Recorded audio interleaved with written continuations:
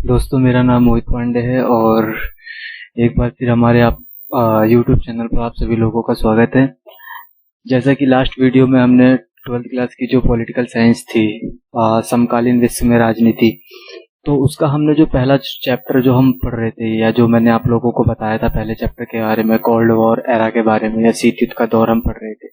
तो उसमें हमने 3 टॉपिक्स अपने कंप्लीट किए थे, जैसे क्यूबा मिसाइल संकट क्या है, या फिर शीत युद्ध क्या है, या फिर दो ध्रुवीय विश्व का आरंभ। उन तीनों टॉपिक्स के बारे में हमने पढ़ा और उसको पूरी तरीके से समझा। आज जो मैं टॉपिक्स मेरे कुछ बचे रह गए थे, या आज जिन टॉपिक्स को हम करने वाले हैं वो ये है कि दो ध्रुवीयता का चुनौती, गुटनिरपेक्ष, नव अंतर्राष्ट्रीय आर्थिक व्यवस्था, भारत और शीत युद्ध के बारे में, और शीत युद्ध के दायरे के बारे में। ये 4 टॉपिक्स कंप्लीट होते हैं और लगभग पूरा चैप्टर हमारा कंप्लीट हो जाएगा, और उम्मीद है कि आज पूरा चैप्टर हम कंप्लीट करेंगे। तो जैसा कि हमने लास्ट वीडियो में देखा कि क्यूबा मिसाइल संकट क्या है, या फिर शीत युद्ध क्या है, या फिर हमने देखा कि दो ध्रुवीय विश्व का आरंभ, इन सभी चीज़ों को हमने पढ़ा और जाना और समझने की कोशिश की। तो अब हम टॉपिक शुरू करते हैं अपने फिर से 1 बाय 1। और ये मेरा सेकंड वीडियो है। लास्ट वीडियो मैंने अभी अपलोड किया था, तो अगर जिस बच्चे ने वो वीडियो नहीं देखा होगा तो इन टॉपिक्स को पढ़ने से पहले वो पहले उस वीडियो को देखे, क्योंकि ये जो वीडियो है ये मेरा सेकंड वीडियो है। तो अगर आप कोई बच्चा चाहता है कि वो मेरा वीडियो फर्स्ट वीडियो देखे, तो डिस्क्रिप्शन में नीचे लिंक दिया होगा, वहाँ से आप उसको देख सकते हो। तो ये सारी चीज़ें हैं और इन चीज़ों को हम देखेंगे और समझने की कोशिश करेंगे। और एक चीज़ और, अगर जो चीज़ें मैं बताऊंगा, लास्ट पहली वीडियो में भी मैंने आप लोगों को बताया कि फैक्टर कॉन्सेप्ट के बारे में, तो जो चीज़ें आपको अच्छी लगें या जिन चीज़ों के बारे में आपको लगता है कि हाँ ये चीज़ नहीं है, या सर ने कोई नई चीज़ बताई है जो आपको किताबों में, बहुत से बच्चे ऐसे होंगे जिन्होंने पहला चैप्टर पढ़ लिया होगा, बहुत से ऐसे स्टूडेंट होंगे या जिनका पहला चैप्टर चल ही रहा होगा। तो जिन बच्चे ने पहला चैप्टर पढ़ लिया है या जिनका पहला चैप्टर अभी चल ही रहा है, तो हो सकता है कि उन बच्चों के लिए ये वीडियो काफ़ी लाभदायक हो जिन्होंने पहला चैप्टर पढ़ लिया हो, क्योंकि जो उन्होंने किताबों में पढ़ा है हो सकता है कि उनको यहाँ पर कुछ ना कुछ नई चीज़ मिल जाए। तो देखते हैं और शुरुआत करते हैं अपने पहले टॉपिक से। देखो, दो ध्रुवीयता को चुनौती और गुटनिरपेक्ष।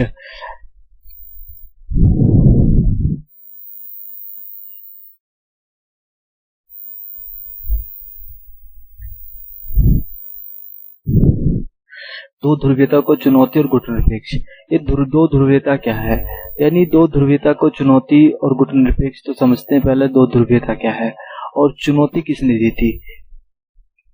तो जैसे कि हम सब जानते हैं कि हमारा जो सेकेंड वर्ल्ड वॉर हुआ था वो 1939 से 1945 के बीच में हुआ, ठीक है।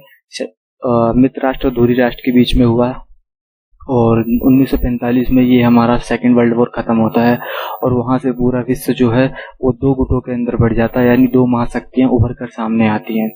तो धीरे धीरे वो दो महाशक्तियाँ, जैसे अमेरिका और सोवियत संघ है, वो दोनों महाशक्तियाँ उभर कर सामने आती हैं और विश्व पर वर्चस्व करने का इनका आपस में एक प्रतिद्वंद्विता शुरू होती है इन दोनों की। तो अब इन्होंने अपने अपने गुट बनाए, जैसे अमेरिका ने अपना नाटो बनाया जिसकी स्थापना 1949 में हुई थी, और फिर वार्सा पैक्ट बनाया सोवियत संघ ने अपना, जिसकी स्थापना 1955 में हुई थी। तो ये दोनों चीजें थी। इन अमेरिका का गुट था, ये सोवियत संघ का गुट था, इन दोनों ने अपने अपने गुट बनाए। लेकिन उन दिनों, अब हमारा टॉपिक शुरू होता है, ये जो थोड़ा सा पीछे से मैंने शुरू किया है ताकि एक फ्लो बना रहे चीजों का। तो अब टॉपिक हमारा शुरू होता है। अब इन्होंने अपने अपने गुट बना लिए। उन दिनों क्या हो रहा था कि 9 स्वतंत्र राष्ट्र थे, मतलब उपनिवेशों के चंगुल से कुछ राष्ट्र स्वतंत्र हो रहे थे। तो उनके सामने एक अलग सी समस्या थी। अब वो समस्या क्या थी कि वो अपना आर्थिक विकास किस प्रकार कर सकें, या उनके सामने अपने ही देश को गरीबी से बाहर निकालने के लिए उनके पास 2 ही विकल्प थे, या तो वो खुद पर आत्मनिर्भर हों, या फिर वो अमेरिका या सोवियत संघ के किसी भी एक गुट में शामिल हो जाएं। अगर हम बात करते हैं तो उन्हीं दिनों में भारत भी आज़ाद हुआ, और उन्हीं दिनों में फिर इंडोनेशिया, घाना, ये सारी चीज़ें थी। तो गुटनिरपेक्षता के बारे में पढ़ने की कोशिश करेंगे और देखेंगे कि किस प्रकार गुटनिरपेक्षता ने दो ध्रुवीयताओं को चुनौती दी थी। तो समझते हैं गुटनिरपेक्षता का क्या मतलब होता है।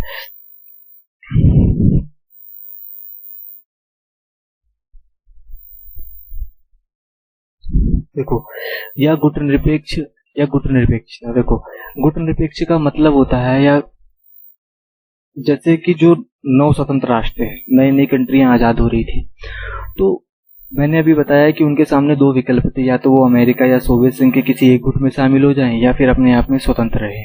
तो भारत भी उन्हीं में से एक था।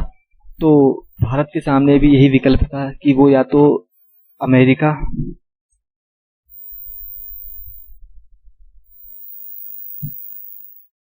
या फिर सोवियत संघ, इन दोनों में से किसी एक गुट में शामिल हो जाए। भारत के पास भी यही विकल्प था, इन दोनों में से किसी एक गुट में जाकर के वो शामिल हो जाए। लेकिन भारत अपने आप में जानता था, भारत के जो राजनयिक थे या भारत के जो नेता थे, वो जानते थे कि अभी वो हाल ही में उपनिवेशों के चंगुल से आजाद हुए हैं, अभी उनको नई नई आजादी मिली है।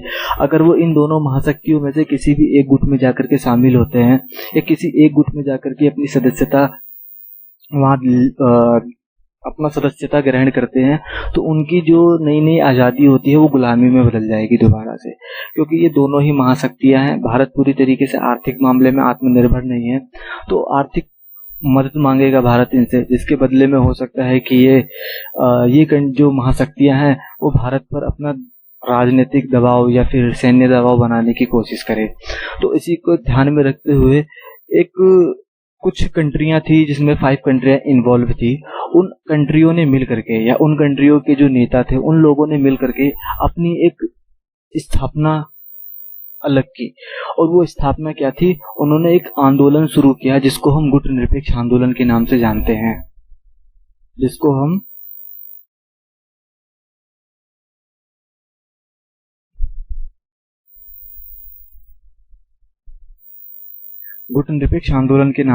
हैं, तो अब वो 5 कंट्रियां कौन कौन सी थी, देखो जैसे कि आपका पहला नाम, उन कंट्रियों के नाम और उनके जो नेता थे उनके नाम बता दूं, लिख देता हूं मैं यहाँ पे, उसको आप राइट डाउन कर लेना, तो फैक्ट में काम आएगा आपके। जैसे कि पहला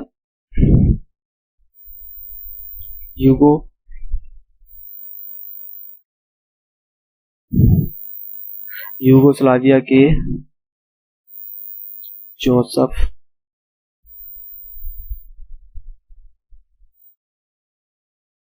ब्रास टिटो, और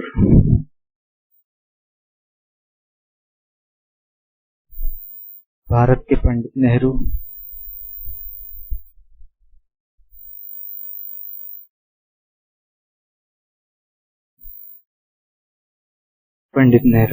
और आपके मिस्र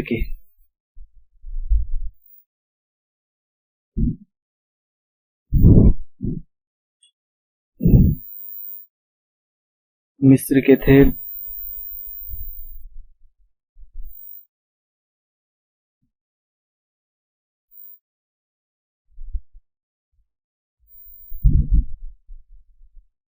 अब्दुल नासिर। तो ये 3 थे।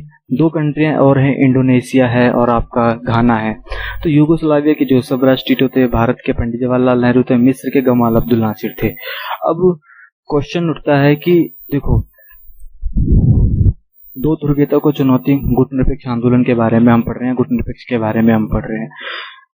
9 स्वतंत्र राष्ट्र थे उन दिनों, नए नए राष्ट्र जो थे वो उपनिवेशों के चंगुल से आजाद हो रहे थे। उनके सामने 2 ही विकल्प था, या तो वो अमेरिका के गुट में शामिल हो जाएं या फिर वो सोवियत संघ के गुट में शामिल हो जाएं, या फिर वो पूरी तरीके से अपने ऊपर आत्मनिर्भर रहें। तो भारत जैसे देश ने कुछ देशों के साथ मिलकर एक अपनी अलग पहलकदमी की, और वो पहलकदमी किस रूप में सामने आई, गुटनिरपेक्ष आंदोलन के रूप में सामने आई। अब उसमें जैसे कि यूगोस्लाविया के जोसेफ ब्रास टिटो, भारत के पंडित जवाहरलाल नेहरू, मिस्र के गमाल अब्दुल नासिर, 1955 1955 में एक सम्मेलन हुआ था जिसे हम बांडुंग सम्मेलन के नाम से जानते हैं। 1955 में एक सम्मेलन हुआ जिसे हम बांडुंग सम्मेलन के नाम से जानते हैं, और इस सम्मेलन में आप देखोगे कि इस सम्मेलन में एक बैठक आयोजित हुई।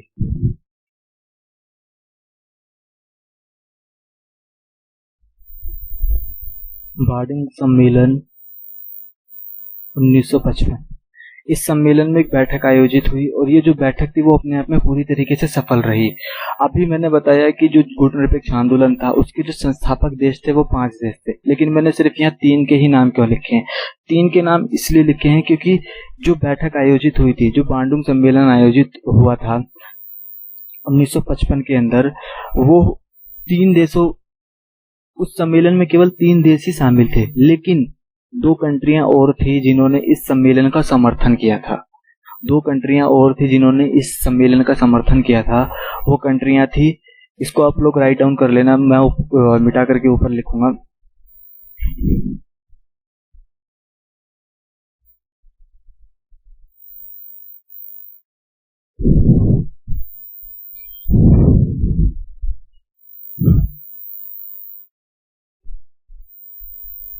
इंडोनेशिया,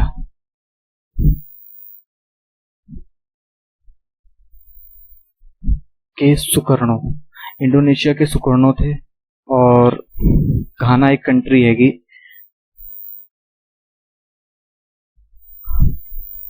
वामे एनक्रुमा, ये थे घाना के वामा एनक्रुमा। इन दोनों ने गुटनिरपेक्ष आंदोलन की जो सम्मेलन हुआ था 1955 में, जो एक बैठक हुई थी, उसमें इन दोनों ने मिलकर के उस बैठक का समर्थन किया था। और इसी तरीके से हम देखते हैं कि यही 5 कंट्रियां, जैसे कि आपका इंडोनेशिया, घाना, यूगोस्लाविया और उसके बाद आपका भारत है, यही 5 कंट्रियां क्या कि गुटनिरपेक्ष आंदोलन के संस्थापक कहलाते हैं। ठीक है, इतना चीज समझ में आया। अब मैंने बताया कि जो बांडुंग सम्मेलन हुआ था 1955 में हुआ था, ठीक है, लेकिन गुटनिरपेक्ष आंदोलन का जो स्थापना का मूल उद्देश्य क्या था, यानी क्या मूल उद्देश्य था कि गुटनिरपेक्ष आंदोलन का स्थापना का? तो गुटनिरपेक्ष आंदोलन की स्थापना का मुख्य उद्देश्य सिर्फ और सिर्फ यही था कि जो भारत है, भारत नहीं चाहता था कि उन दिनों जो 9 स्वतंत्र राष्ट्र हैं, वो स्वतंत्र राष्ट्र अपनी जो उनको आज़ादी मिली हुई है, या फिर जो उनको अभी वो जिस उपनिवेशक के चंगुल से आज़ाद हुए हैं, वो आज़ादी अमेरिका या सोवियत संघ के किसी भी गुट में शामिल होने के बाद वो आज़ादी उनकी तुरंत छीन जाए। इसी स्थिति से बचने के लिए उन्होंने गुटनिरपेक्ष आंदोलन की स्थापना की, जिसमें 5 देश थे। वो 5 देशों के बारे में मैंने आपको बताया, और उन 5 देशों के नेताओं के बारे में भी बताया कि कौन कौन से नेता थे इसमें। अब एक चीज मैं आपको बता देता हूँ, जिससे यहाँ पर क्या मैं जो अलग से हटकर आप लोगों को बताना चाहता हूँ, जैसे कि इंडोनेशिया एक कंट्री है, ठीक है, घाना भी एक कंट्री है, यूगोस्लाविया भी एक कंट्री है, भारत भी एक कंट्री है। तो भारत को तो सब जानते हैं कि एशिया महाद्वीप का पार्ट है, लेकिन एशिया महाद्वीप में किस तरफ आता है? उत्तर दक्षिण, पूरा पश्चिम तो दक्षिण एशिया महाद्वीप में भारत आता है हमारा। इंडोनेशिया की अगर हम बात करते हैं तो इंडोनेशिया किस महाद्वीप में आता है? घाना की बात करते हैं तो घाना किस महाद्वीप में आता है?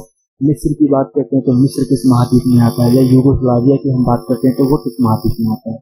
अगर मैं ज्यादा नहीं ऐसे थोड़ा बता देता हूँ, इंडोनेशिया भी एशिया महाद्वीप में आता है, इंडोनेशिया भी एशिया ही महाद्वीप का पार्ट है। इसके बाद घाना अफ्रीका महाद्वीप का,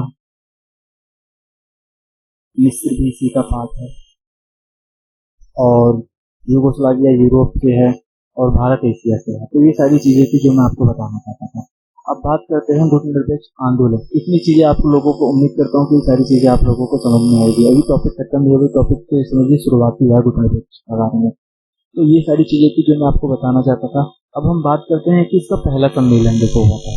पहले सफल बैठक हुई थी 1955 में। वो कोई सम्मेलन नहीं था, या उसको हम पहला सम्मेलन नहीं मानते। गुटनिरपेक्ष आंदोलन का जो मूल रूप से पहला सम्मेलन हुआ था वो 1961 में हुआ था बेलग्रेड में। अब ये बेलग्रेड में सम्मेलन हुआ। अब ये बेलग्रेड कहाँ है? उस समय यूगोस्लाविया की राजधानी थी बेलग्रेड। इस बेलग्रेड के अंदर ये सम्मेलन हुआ था। तो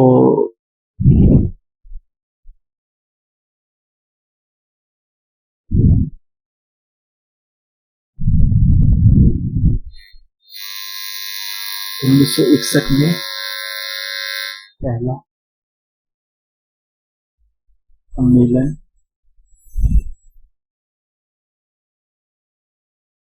बेलग्रेड में, और बेलग्रेड मैंने बताया आपको यूगोस्लाविया की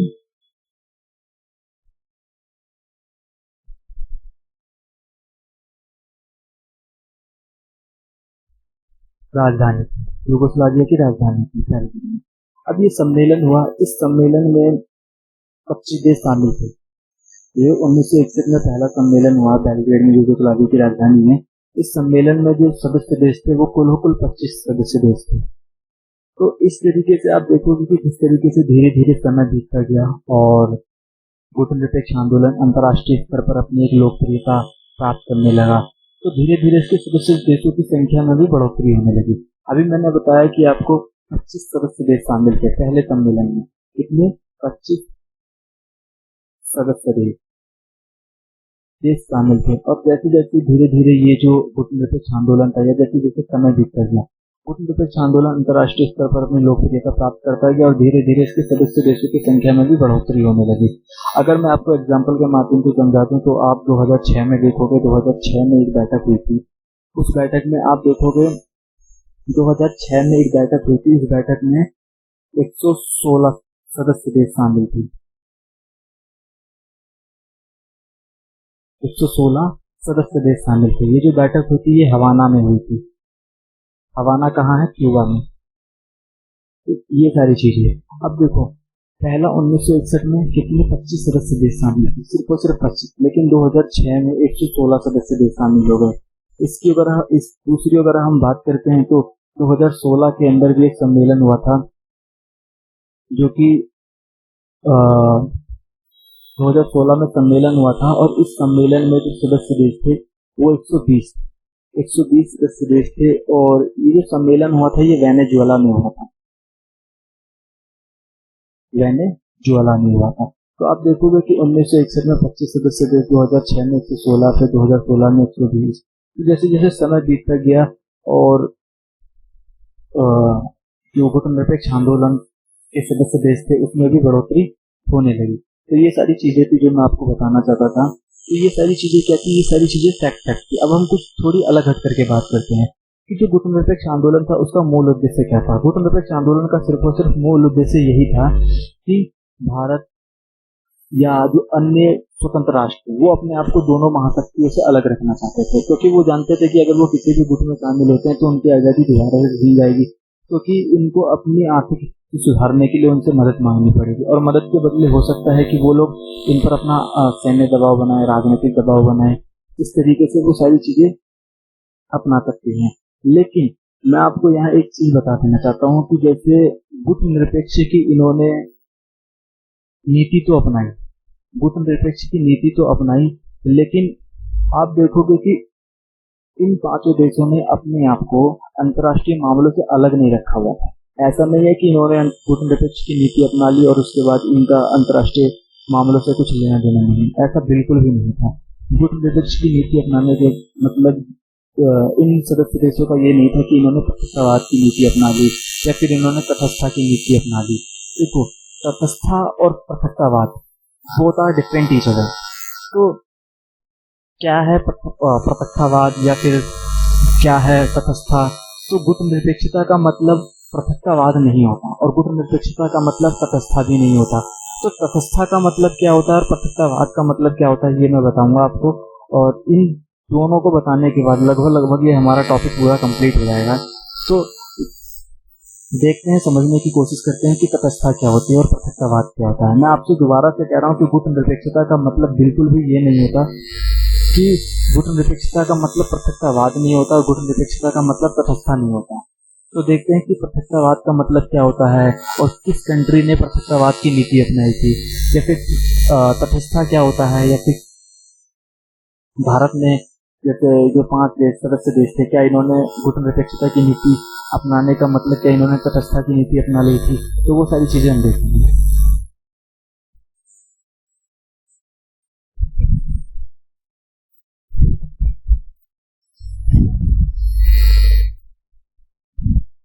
देखो दो,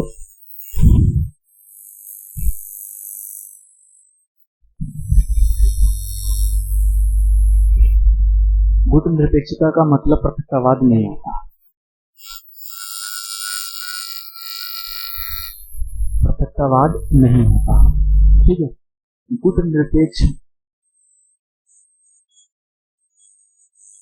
गुटनिरपेक्ष का मतलब तटस्था की नीति भी नहीं होता। तो क्या है ये पृथकतावाद, क्या है और तटस्थता क्या है, इसको हम देखेंगे और समझने की कोशिश करेंगे। देखो मैंने पृथकतावाद क्या होता है, अगर मान के चलिए विश्व में कोई देश पृथकतावाद की नीति अपनाता है तो सीधे सीधे कहने का मतलब यह है कि उसने अपने आप को अंतर्राष्ट्रीय मामलों से अपने आप को खुद को काट कर रखा हुआ है, या उसका अंतर्राष्ट्रीय मामलों से कुछ लेना देना नहीं है। जो देश पृथकतावाद की नीति अपनाता है उसका अंतर्राष्ट्रीय मामलों से कुछ लेना देना नहीं होता है, इसी को ही हम पृथकतावाद की नीति कहते हैं, ठीक है। जैसे कि मैं एग्जांपल दे सकता हूं, जब 1914 से 1918 के बीच में हमारा फर्स्ट वर्ल्ड वॉर हो रहा था तो उसके कुछ समय पहले तक अमेरिका ने पृथकतावाद की नीति को अपना रखा था, और धीरे धीरे जैसे युद्ध शुरू होता है, फर्स्ट वर्ल्ड वॉर शुरू होता है, तो धीरे धीरे वो पृथकतावाद की नीति को छोड़ देता है। क्योंकि आप देखोगे अमेरिका भी फर्स्ट वर्ल्ड वॉर के अंदर लड़ा था, तो अगर वो पृथकतावाद की नीति को अपनाता तो उसको अंतर्राष्ट्रीय मामलों से तो कुछ लेना देना था नहीं, तो फिर वो फर्स्ट वर्ल्ड वॉर में क्यों इन्वॉल्व होता। तो शुरुआती यानी कि फर्स्ट वर्ल्ड वॉर शुरू हुआ था, उसके शुरुआती दौर में आप देखोगे कि इसने पृथकतावाद की नीति अपना रखी थी। दूसरी चीज क्या कि गुटनिरपेक्षता का मतलब तटस्था की नीति भी नहीं होता, यानी आप देखोगे कि गुटनिरपेक्षता का मतलब तटस्था की नीति भी नहीं होता। अब ये तटस्था की नीति क्या होता है, देखो तटस्था की नीति का मतलब ये है कि अगर मान के चलो कोई देश तटस्था की नीति अपनाता है तो उसका विश्व में हो रहे युद्ध से कोई भी लेना देना नहीं होता है। वो ना तो युद्ध के सही गलत के बारे में कुछ बताएगा, ना ही वो युद्ध में भाग लेगा, और ना ही वो कोई ऐसी एक्टिविटी करेगा जिससे कि कोई युद्ध छिड़े, ठीक है। तो इसी को हम तटस्था की नीति कहते हैं। मान के चलिए कि अगर किसी देश ने तटस्था की नीति को अपना रखा है और ये कंट्री है और ये कंट्री है, इन दोनों के बीच में आपस में युद्ध होता है, ठीक है। अगर मान के चलिए यहाँ कोई एक कंट्री भी इन्वॉल्व, यहाँ कोई कंट्री सेटअप है, ठीक है, तो आप ये मत सोचिए कि अगर इसने तटस्था की नीति को फॉलो कर रखा है तो इन दोनों देशों के बीच में हो रहे युद्ध से इसका कुछ लेना देना नहीं होगा। इसी को हम तटस्था की नीति कहते हैं। तो कहने का मतलब यह है कि भारत में या जो 5 सदस्य देश थे, या जैसे जैसे गुटनिरपेक्ष आंदोलन का समय बीतता गया तो उसके सदस्य संख्या में बढ़ोतरी होने लगी। तो आप देखोगे कि जो गुटनिरपेक्ष आंदोलन के सदस्य देश थे, ना तो उन्होंने पृथकतावाद की नीति को अपना रखा था और ना ही तटस्था की नीति को अपना रखा था, और ना ही इसका मतलब ये होता है कि गुटनिरपेक्षता का मतलब पृथकतावाद है, या ना ही इस गुटनिरपेक्षता का मतलब तटस्था की नीति होता है। इसकी मैं एग्जांपल आपको दे सकता हूँ। देखो गुटनिरपेक्षता की जो स्थापना हुई थी वो शीत युद्ध के दौर में शुरू हुई थी। शीत युद्ध अपने आप में ही एक अपनी पूरी श्रृंखला रही है समय की, जिसका टाइमिंग पीरियड 1945 से 1991 तक का पूरा ही टाइमिंग पीरियड रहा है शीत युद्ध का, ठीक है। तो इसी के दौरान गुटनिरपेक्ष आंदोलन की स्थापना हुई, 1955 में सफल बैठक हुई, 1961 में पहला सम्मेलन हुआ। तो इस तरीके से तो आप देखोगे कि शीत युद्ध अपने आप में पूरी श्रृंखला रही है। तो इस शीत युद्ध के समय में कई बार ऐसी स्थिति भी आई है कि भारत या गुटनिरपेक्ष के जो सदस्य देश थे, गुटनिरपेक्ष आंदोलन के जो सदस्य देश हैं, उन्होंने दोनों महाशक्तियों के बीच में हो रहे संघर्ष को कम करने के लिए भी मध्यस्थता की भूमिका निभाई है। तो जब उन्होंने मध्यस्थता की भूमिका निभाई, या कई बार ऐसा हो जाता है कि पूरा विश्व जो था वो 2 गुटों में बंट चुका था। तो 2 गुटों में बंट चुका था, इन गुटों के अंदर जो देश थे कई बार उनके बीच में आपस में संघर्ष शुरू होता था। तो उन संघर्षों को कम करने के लिए भारत या जो अन्य गुटनिरपेक्ष आंदोलन के सदस्य देश थे वो अंतर्राष्ट्रीय मामलों में हस्तक्षेप करते थे, ताकि जो विश्व है वो युद्ध से बचा रहे। क्योंकि भारत या अन्य सदस्य जो देश थे वो ये जानते थे कि अगर दोनों महाशक्तियों के बीच में कोई अनबन होती है या इनके शंका के आधार पर कोई युद्ध होता है तो हो सकता है कि वो युद्ध थर्ड वर्ल्ड वॉर का रूप ले ले। इस स्थिति से बचने के लिए भारत कई बार दोनों महाशक्तियों के बीच में या दोनों महाशक्तियों के बीच में हो रहे संघर्ष को कम करने के लिए मध्यस्थता की भूमिका निभाता है। तो आप मेरी बात को समझने की कोशिश कीजिए कि पृथकतावाद की नीति कहाँ अपनाई इसने और तटस्थता की नीति कहाँ अपनाई।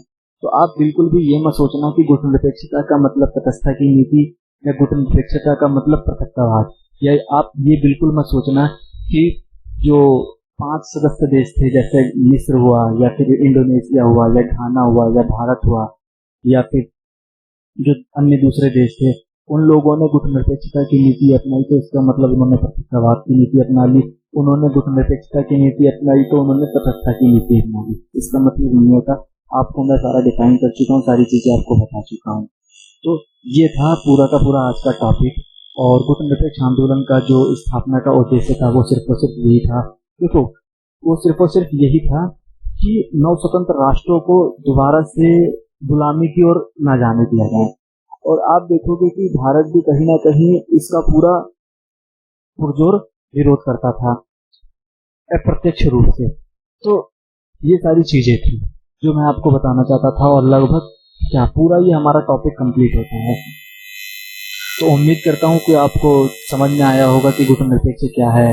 तो अब गुटनिरपेक्ष समझ में आया तो दो ध्रुवीयता को चुनौती, यही तो चुनौती है दो ध्रुवीयता की। यानी इन 5 सदस्य देशों ने मिलकर के अपने आप को अलग रखा दोनों गुटों से। तो एक प्रकार से आप देखोगे अंतर्राष्ट्रीय स्तर पर इन्होंने दो ध्रुवीयता को चुनौती दी थी। बस यही टॉपिक था हमारा जो मैं आपको समझाना चाह रहा था। और उम्मीद करता हूँ कि आपको ये पूरा का पूरा टॉपिक समझ में आया होगा। और प्लीज अगर कोई प्रॉब्लम हो इस टॉपिक को लेकर के या फिर कोई कंफ्यूजन हो कि सर ये नहीं आ रहा या इस वर्ड का मतलब नहीं पता, तो प्लीज मुझे बता देना इस टॉपिक के बारे में। मैं अपना दोबारा से कोशिश करूंगा कि आपको समझा सकूं इसकी। तो ये पूरा टॉपिक था हमारा।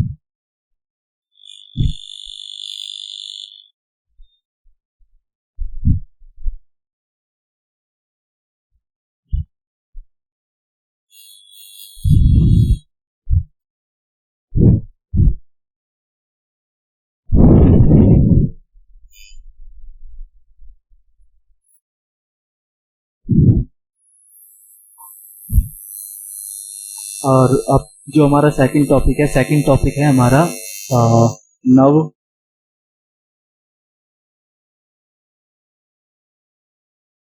अंतर्राष्ट्रीय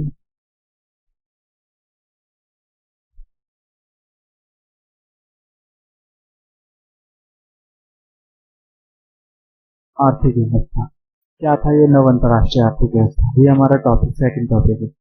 और आप लोगों को मैं एक चीज बता देना चाहता हूँ। देखो 2 चीजें मैं बताऊंगा और दोनों ही चीज आप लोग समझना और उसको समझने की कोशिश करना कि भैया या सर किस हिसाब से मतलब क्यों इस बात को कह रहे हैं। देखो 2 चीजें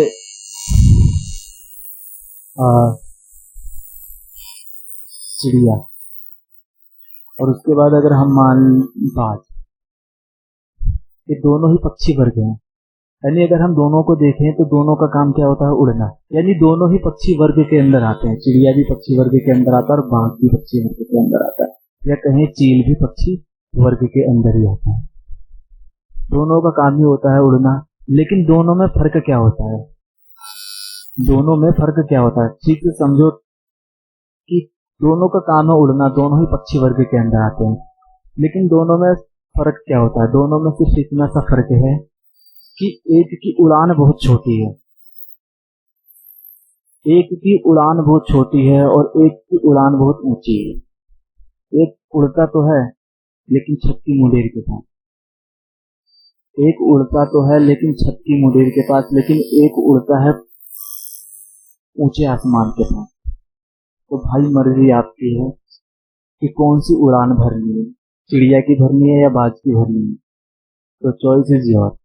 तो पसंद कर लेना कौन सी आपकी उड़ान हो या जिस उड़ान को आप भरना चाहते हो। चिड़िया की उड़ान भरोगे तो छत की मुंडेर के पास ही रह जाओगे, और बाज या चील की उड़ान भरोगे तो आसमान की ऊंचाई तक उड़ान भरोगे। तो अब मर्जी आपकी कि आपकी कौन सी उड़ान है या आप किस उड़ान को उड़ाना पसंद करते हैं। मैं आपको बताना चाहता था, इसलिए यार प्लीज जो चीजें आपकी नहीं समझ में आ रही है वो हमसे कमेंट्स में नीचे आप पूछिए। ठीक, लास्ट वीडियो मैंने बनाई थी, उसमें एक बच्चे का टॉपिक था, उसने कुछ क्वेश्चन किए थे कि सर कोरिया संकट के बारे में बताइए, या फिर उसने पूछा था कि सर सोवियत का मतलब क्या होता है। तो 2 क्वेश्चन थे, दोनों क्वेश्चन का जवाब मैं इसी वीडियो में दूंगा, और बहुत अच्छा क्वेश्चन था। देखो यार, एक स्टूडेंट है, क्वेश्चन पूछता है, मैं भी स्टूडेंट हूँ, मैंने भी कॉलेज में अपने क्वेश्चन पूछे हैं, स्कूल में क्वेश्चन पूछे हैं। एक स्टूडेंट है, क्वेश्चन पूछता है, तो जब 50 बच्चे होते हैं और सबके सामने वो क्वेश्चन पूछता है, तो एक क्वेश्चन पूछ रहा है, 49 या 47 वहाँ बैठे हैं, 50 बच्चे बैठे हैं, क्वेश्चन पूछ रहा है, 49 या 47 48 वहाँ बैठे हैं। तो उस समय वो बच्चा 5 मिनट के लिए मूर्ख बनेगा, यानी 5 मिनट के लिए लोग उस पर हंसेंगे। लेकिन अगर जो दूसरे अन्य बच्चे बैठे हैं वो क्वेश्चन नहीं कर रहे ना, तो वो जिंदगी भर मूर्ख बने रहेंगे। तो भाई, क्वेश्चन अगर नहीं समझ में आ रहा है कोई चीज, तो वो पूछ लो। और हम इतनी मेहनत कर रहे हैं, तो थोड़ा सा आप लोगों का भी दायित्व बनता है कि आप लोग भी थोड़ी हार्ड वर्क करें हम लोग के साथ।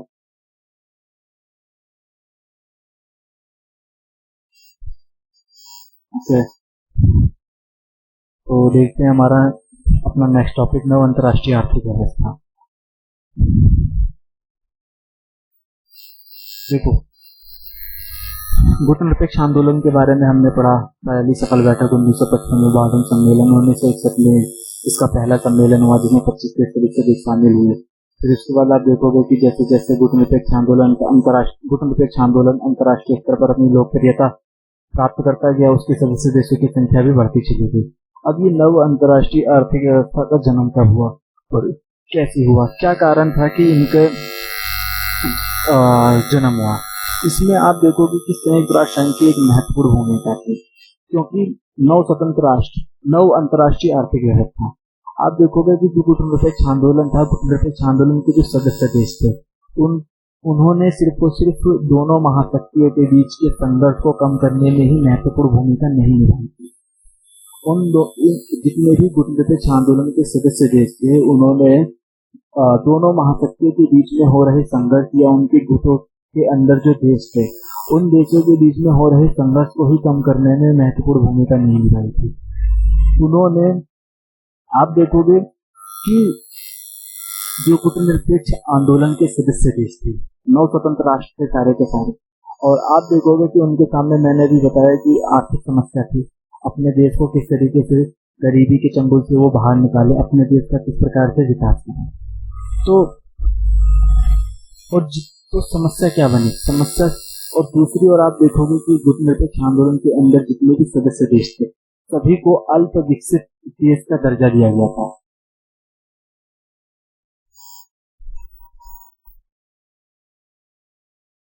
सभी को अल्प विकसित देश का दर्जा दिया गया था।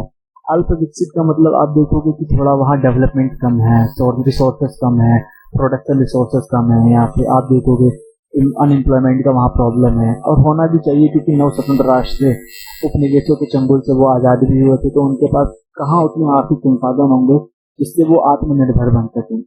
तो या तो वो बड़े देशों से मदद मांगे, आर्थिक मदद मांगे, या फिर वो अन्य छोटे छोटे सदस्य देशों के साथ मिलकर के आपसी सहयोग करके वो अपने ही देश का या अपने समूह का पूरे विकास कर सके। तो इसी को ध्यान में रखते हुए 1972 के अंदर, इसी को ध्यान में रखते हुए 1972 के आसपास एक धारणा का जन्म होता है, और उस धारणा का नाम क्या था? नव अंतर्राष्ट्रीय आर्थिक व्यवस्था की धारणा। इसी धारणा का जन्म होता है, और इस धारणा में सिर्फ और सिर्फ मुख्य उद्देश्य क्या था कि किस प्रकार नव स्वतंत्र राष्ट्रों को आत्मनिर्भर बनाया जाए, किस प्रकार से उनकी जो आर्थिक स्थिति है उसको किस प्रकार से सुधारा जाए। ये विश्व स्तर पर बात हो रही थी, ना कि एक घरेलू स्तर पर बात हो रही थी।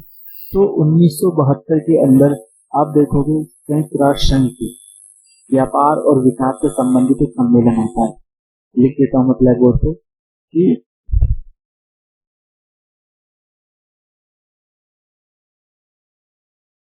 संयुक्त राष्ट्र संघ के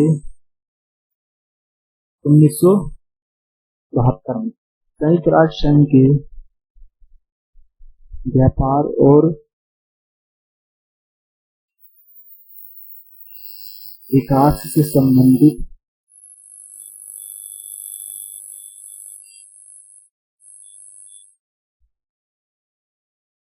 एक सम्मेलन होता है।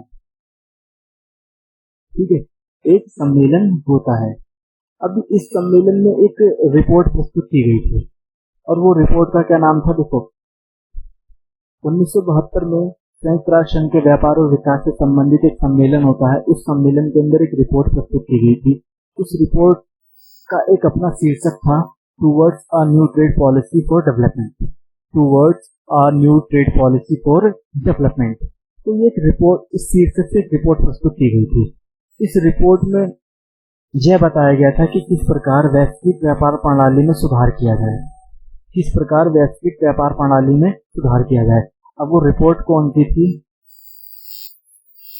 या रिपोर्ट का जो शीर्षक,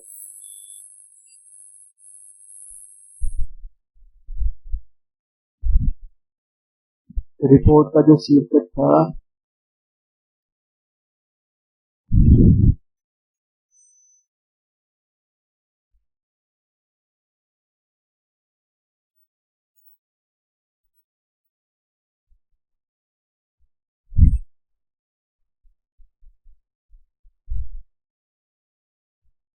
towards a new trade policy for development. इससे एक रिपोर्ट, ये था हमारा रिपोर्ट का शीर्षक। अब इसके अंदर वैश्विक व्यापार प्रणाली को सुधार, वैश्विक व्यापार प्रणाली में सुधार का प्रस्ताव दिया गया था कि विश्व स्तर पर जो व्यापार करने के तरीके हैं, संयुक्त राष्ट्र संघ द्वारा किया गया था, यूएनओ द्वारा किया गया था कि विश्व स्तर पर जो सुधार कर व्यापार करने का तरीका है उसमें किस तरीके से चेंजेस किया जा सकता है, या उसमें किस तरीके से बदलाव किया जा सकता है।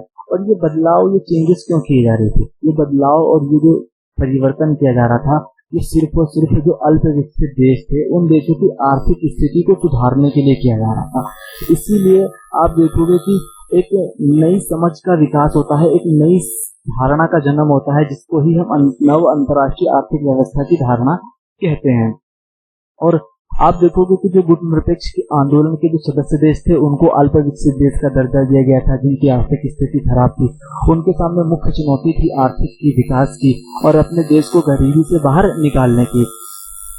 इसी की वजह से इसी कारण 1972 में संयुक्त राष्ट्र संघ के व्यापार और विकास से संबंधित एक सम्मेलन होता है, जिसमें एक रिपोर्ट प्रस्तुत की जाती है और उस रिपोर्ट का शीर्षक क्या होता है? Towards a new trade policy for development. इससे रिपोर्ट प्रस्तुत की जाती है। अब इस रिपोर्ट में यह बताया जाता है कि विश्व व्यापार प्रणाली में सुधार कैसे किया जाए, या विश्व स्तर पर व्यापार में किस प्रकार से सुधार किया जाए। इसमें इस रिपोर्ट के अंदर आप देखोगे 2 से 3 सुधार के बारे में बताया जाता है, और वो कौन कौन से सुधार हैं वो आपको वन बाय वन छोटे छोटे शब्दों में, कम शब्दों में लिख कर बता देता हूँ।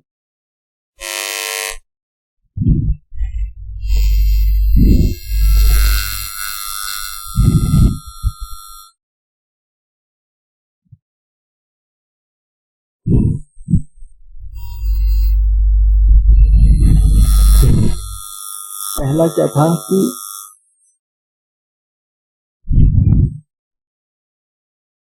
जितने भी अल्प विकसित देश हैं, पहला क्या, यानी कि जो रिपोर्ट प्रस्तुत की गई थी या विश्व स्तर पर जो व्यापार में सुधार करना था, वो कौन कौन से सुधार थे, कौन कौन से सुधारों की मांग की जा रही थी। देखो, तो पहला क्या था कि जितने भी अल्प विकसित देश हैं, अल्प विकसित देशों का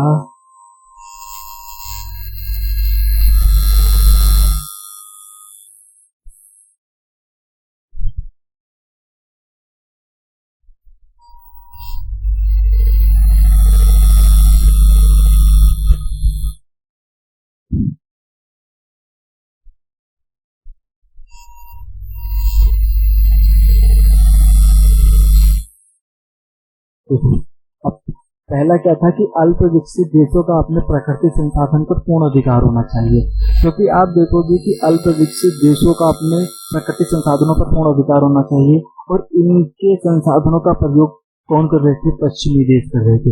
इनके संसाधनों का अधिक से अधिक दोहन कौन कर रहे थे? पश्चिमी देश कर रहे थे। क्योंकि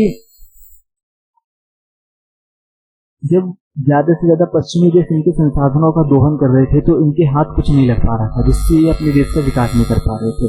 तो अब इसमें रिपोर्ट में क्या सुधार की मांग की गई कि अल्प विकसित देशों का अपने प्राकृतिक संसाधनों पर पूर्ण अधिकार होना चाहिए। दूसरा था कि अल्प विकसित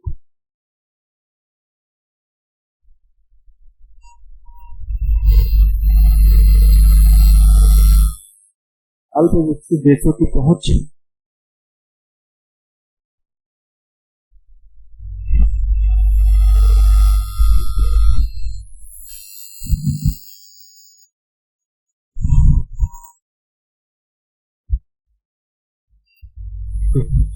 दूसरा क्या था कि अल्प विकसित देशों की पहुंच पश्चिमी देशों के बाजार तक होनी चाहिए। क्यों होनी चाहिए? क्योंकि अल्प विकसित देशों की पहुंच अगर पश्चिमी देशों के बाजार तक होगी तो इनको काफी अच्छा मुनाफा होगा। अल्प विकसित देशों के यहाँ जो प्रोडक्ट बनेगा वो आसानी से पश्चिमी देशों के अंदर वो ले जाकर के, या उनका प्रोडक्ट पश्चिमी देशों में जाकर के बहुत ईजी बिकेगा, इससे इन्हें मुनाफा होगा।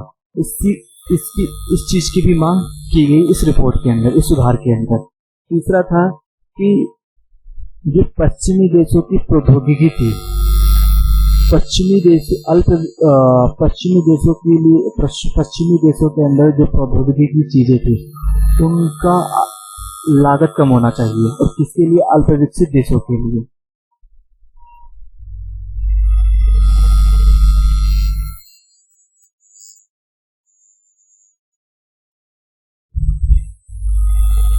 अल्प विकसित देशों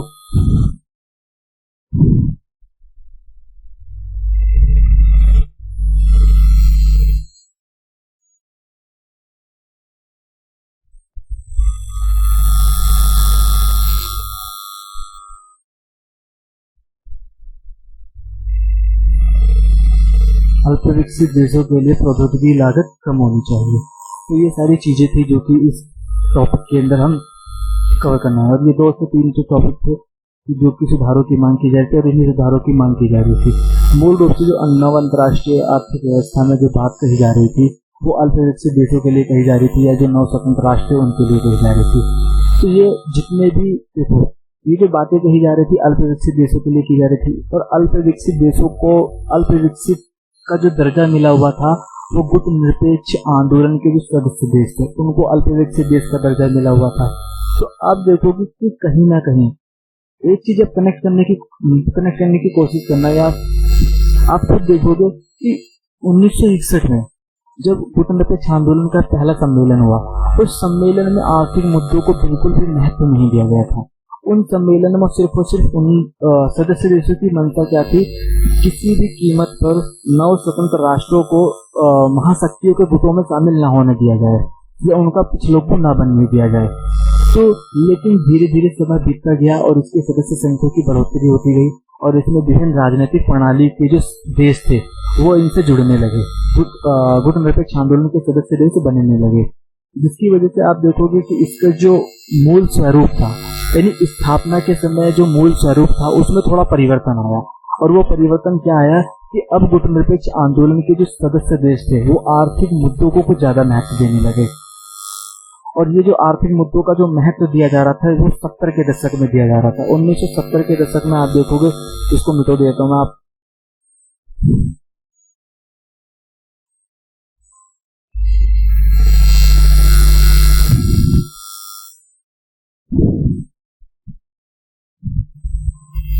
1970 के दशक में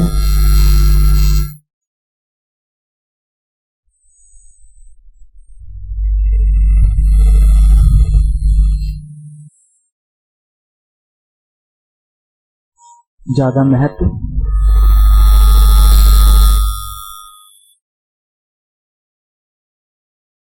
दिया जा रहा था। यानी आप देखोगे 70 के दशक में जो गुट निरपेक्ष आंदोलन के सदस्य देश थे उनमें आर्थिक मुद्दों को ज्यादा ही महत्व दिया जा रहा था, लेकिन ये जो महत्व था ये धीरे धीरे कम होता गया। अब वो कम कब हुआ? वो कम हुआ 80 के दशक में, 1980 के दशक में। जो आर्थिक मुद्दों का जो महत्व था, या नव अंतर्राष्ट्रीय आर्थिक व्यवस्था को जो बनाए चलाए रखने की जो व्यवस्था थी वो धीरे धीरे कम होती हुई।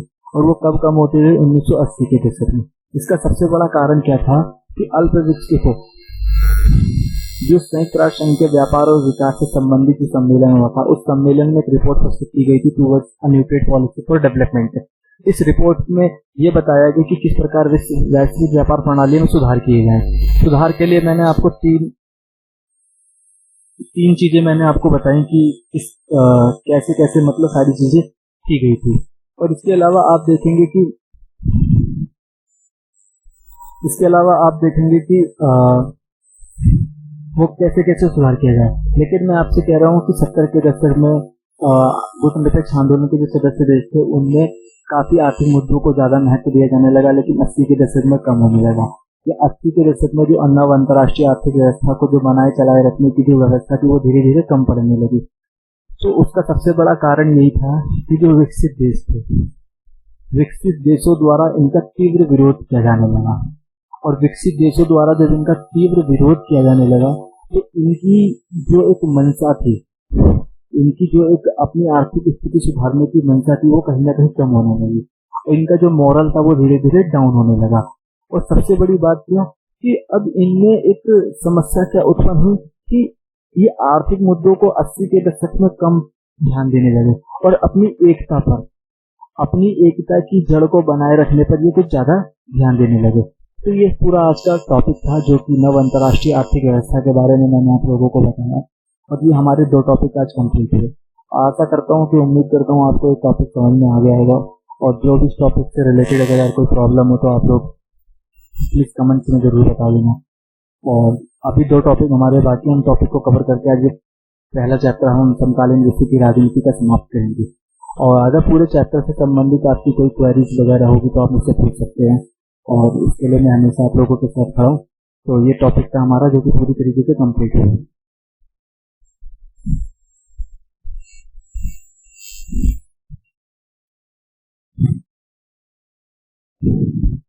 लॉकडाउन की वजह से समस्याएं तो बहुत सारी हैं, लेकिन घर पर चुपचाप बैठना और कुछ ना करना वो समस्या का समाधान तो नहीं है। क्या भाई लोग, एक चीज मैं आपको बता देना चाहता हूँ कि जिन देश के अंदर मजदूर वर्ग, कार्ल मार्क्स को आप पढ़ोगे, मजदूरों को बहुत सपोर्ट करने के लिए, तो आप खुद देखना कि एक समय के अंदर या जिन मजदूरों ने अपना गांव छोड़ा, अपना घर छोड़ा और शहर को अपनी दुनिया मानकर वो अपने गांव अपने घर से निकल गए, आज उन्हीं मजदूरों की क्या स्थिति है वो सिर्फ वही जानते होंगे, या उनके ऊपर क्या बीत रही है या उनकी क्या समस्या है वो सिर्फ वही जान रहे होंगे। और समस्या सिर्फ मजदूरों के लिए ही नहीं है, या समस्या सिर्फ मजदूरों के लिए है, तो देश के अंदर, विदेश के अंदर रह रहे सभी नागरिकों के लिए है। तो घर पर चुप बैठना या घर पर बैठ करके कुछ न करना वो समस्या का समाधान नहीं होता। दुष्यंत कुमार जी की एक कविता थी, उस कविता की कुछ पंक्तियां थी, जैसे उन्होंने बताया कि किस प्रकार के लोग अपना घर बाहर छोड़ करके, गांव छोड़ करके शहर में कमाने आते हैं। तो पंक्ति में सुना देना चाहता हूँ, पंक्ति काफी अच्छी भी है कि कहाँ तो तय था चरागा हर एक घर के लिए, कहाँ तो तय था चरागा हर एक घर के लिए, कहाँ चराग मयस्सर नहीं शहर के लिए। ना हो कमीज तो घुटनों से पेट ढक लेंगे, ना हो कमीज तो घुटनों से पेट ढक लेंगे, ये लोग कितने मुनासिब हैं इस सफर के लिए। यानी आप देखोगे कि हजार किलोमीटर लोग पैदल सफर तय कर ले रहे हैं, लेकिन उन्हें रास्ते में कोई पूछने वाला नहीं। इस बात की इंसानियत मेरे भाई, इस बात का इतना अनाठेपन नहीं, छोड़ो इस बात को, लेकिन आप अपनी पढ़ाई पे ध्यान दो, तो आप चीजों को ध्यान से समझो और उस पर काम करने की कोशिश करो, वही जा सकती है। मैं तो सिर्फ इतना कहूँगा कि यार घर पे बैठ करके जो भी आपको जैसा भी हो, 2 से 1 घंटा, जितना भी घंटा, आधा मिनट, जो भी है चीजों को पढ़ो, समझो और उस पर वर्क करना शुरू करो। ज्यादा बिजी ठीक रहेगा आप लोगों के लिए भी। और ये सिर्फ आप पे ही लागू नहीं होता, ये सब पे लागू होता है, मुझ पे भी लागू होता है, क्योंकि मैं भी कोई स्टूडेंट हूँ आप लोगों के सामने, तो सबके लिए लागू है, सबके लिए बात यह है। तो किसी एक के लिए नहीं है, मैं किसी पर्सनली किसी को इस बात को नहीं कह रहा, तो प्लीज समझो थोड़ा और हार्ड वर्क करो, ज्यादा बेहतर रहेगा। चलो बढ़ते अपने नेक्स्ट टॉपिक की है। और नेक्स्ट टॉपिक क्या है? भारत और सी। हमने पढ़ा कि नव अंतर्राष्ट्रीय आर्थिक व्यवस्था के बारे में, हमने पढ़ा गुटनिरपेक्ष आंदोलन के बारे में और किस प्रकार से गुटनिरपेक्षता ने दो ध्रुवीयता को चुनौती दी। इन टॉपिक्स को हमने कवर किया। देखो, गुटनिरपेक्षता के टॉपिक्स में या भारत और सीक्यूट के बारे में, या फिर आप देखोगे कि नव अंतर्राष्ट्रीय आर्थिक व्यवस्था के बारे में, ये सारे टॉपिक्स एक दूसरे से कहीं ना कहीं कनेक्ट होंगे। अगर हम भारत और सीक्यूट को देखेंगे तो उसमें भी कहीं ना कहीं हमें गुटनिरपेक्षता का बताना पड़ेगा मुझे। तो आप ये बिल्कुल मत सोचना कि सर सिर्फ गुटनिरपेक्षता के बारे में बता रहे हैं, ऐसा नहीं है यार। ये सारी चीजें एक दूसरे से कनेक्ट होंगी। सीक्यूट के दायरे देखेंगे, फिर इसके बाद टॉपिक और लास्ट टॉपिक होगा। हालांकि सीक्यूट के दायरे का जो टॉपिक था वो दो ध्रुवीयता की चुनौती के बाद ही था टॉपिक, दो ध्रुवीयता की चुनौती से पहले टॉपिक था, लेकिन वो मैंने टॉपिक अंत में लिया है, तो वो छोटा सा टॉपिक है, जल्दी कवर हो जाएगा। चलिए बढ़ते हैं अपने अगले टॉपिक पे। अगला टॉपिक है हमारा भारत और सीक्यूट।